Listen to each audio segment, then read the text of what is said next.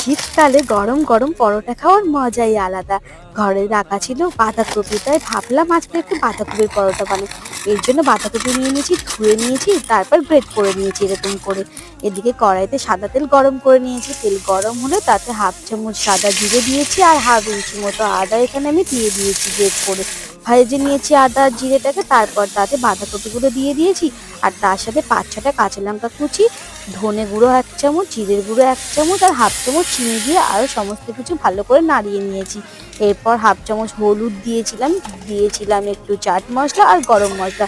সমস্ত উপকরণ দিয়ে আরেকটু ভেজে নিয়েছি, ভালো করে ভাজা হয়ে গেছে। এরপর দিয়ে দিয়েছিলাম স্বাদ মতো নুন আর ধনেপাতা দিয়ে সঙ্গে সঙ্গে এখানে নামিয়ে নেবেন।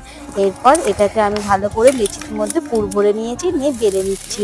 এখানে তেল গরম করে নিয়েছি আর এপিঠ ওপিঠ লাল লাল করে ভেজে নিয়েছি। তৈরি হয়ে গেছে বাঁধাকপির ওকে, ওকে। পরোটা। এটা খেতে দারুণ লাগে। তোমরা খাও, আমার কমেন্টে জানাও। টাটা।